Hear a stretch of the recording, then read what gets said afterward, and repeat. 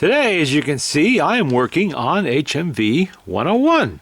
One of 3 of them that I'm currently working on that are in for mainspring replacement. I picked this machine up, probably 7 or 8 years ago. I'm just now getting to it. I knew it needed a new mainspring. The mainspring was weak. It just wasn't doing the job, pushing through the records. Not unusual with these machines, as the springs are the smallest of any Victrola, or really HMV for that matter, and they get weak. Machines at least close to 100 years old, they get weak. And this is the 410 motor. This is the motor that was in use before the spam can aluminum bodied Model 59. So this is an older 101. Perfectly good motor. There's really, between all of the motors that these portables used, they're just different. They're just different. They're not, one is not better than another or anything else. I find them all to be pretty much the same, with pretty much similar parts. Yes, I don't like the fact some of the 102s use an aluminum housing on, some of them do it. Aluminum housing on the governor instead of brass. And that aluminum is actually not aluminum, it's pot metal, which is worse. That cracks and blisters with age and falls apart. Other than that, these really are all configured the same way. They have the same parts, and they all work, except obviously they would streamline the process later on. Now the Model 59 had the cover on it, which would do a pretty good job of keeping dirt and stray needles out of the motor works, although they didn't continue using the design after the 101. But they all work. They're all good. The parts are all recognizably similar or the same in some cases. And very similar springs. They have a short spring and a long spring. Frankly, they all interchange. And there you go. That's the original spring. And you can tell just by looking at that, there's not a lot of springiness left to it, to coin a phrase there. It's not much left. You can see, like, I've already installed the new spring. And when I opened that one up, it unrolled to basically fill the whole top of the table here. This one, it just kind of sits there. It doesn't do much.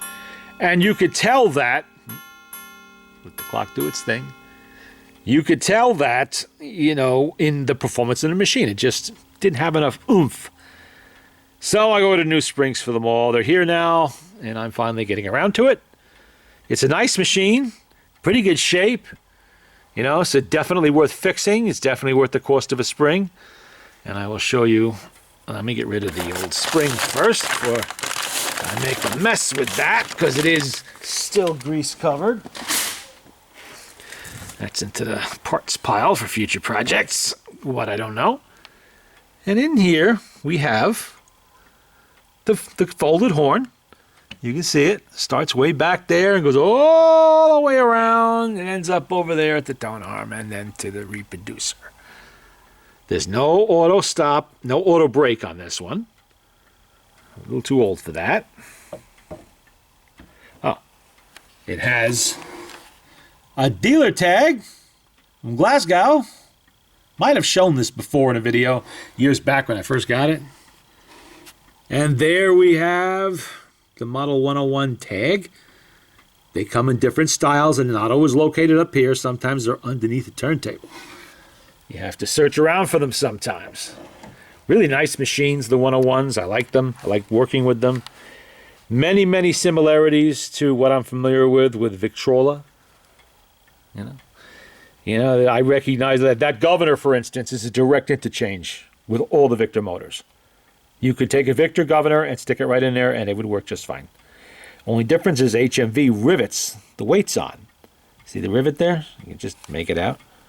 Instead of screwing them on, so when you break a spring, you're kind of screwed a little bit. However, for all of you wondering what you do when that happens, Victor springs and weights are a direct interchange. They'll go right on there, they fit, they're the right size. They're exactly the same, actually, except they all screw together. Working good. They all screw together, so if need be, you could swap out springs with any Victor supplier who can provide those Victor springs.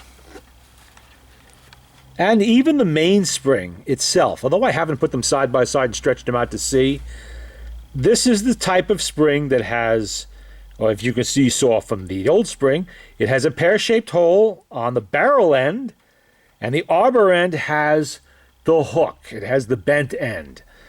And that is the same as some of the Victrola 4s used in their later years, about 1919, 1920, around in there, before they went to 2 bent ends. So if need be, you could even source a spring there. I've actually done that when I've had them in stock. These, however, are springs, and I put in there was actually a spring from a dealer of HMV parts, so that wasn't a problem. And it had the brass number 4. First I thought that was pot metal, but then I saw the brass peeking out there. And that's going to need all the usual. This is rock hard, the isolator gasket, and that's not a problem because these are identical in size and shape and in internal parts to the Victrola number 4A or number 4. Same gaskets, same diaphragm, same back gasket. The only difference, the one intended for the Victrola will not protrude above the level of the back like that. You see how that goes up about a 1/4 inch? There's a flush, just like the number 2 and has it, and that's so on.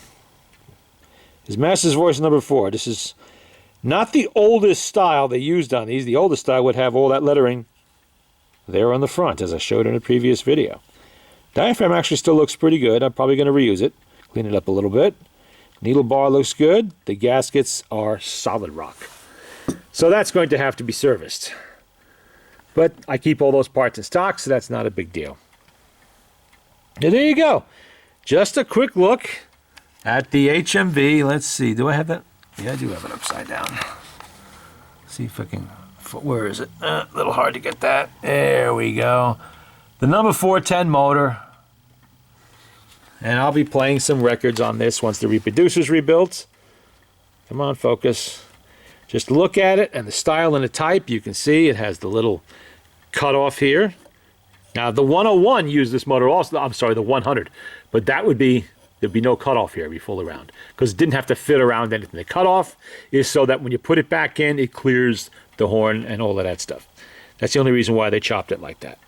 It's just a little bit off the end. But anybody that's opened up a 100 would recognize this motor right away. And for Victrola collectors, you've probably seen this motor also used in a few of the later Victor portables. Victrola portables from like 1926, 27, 28. And there you go.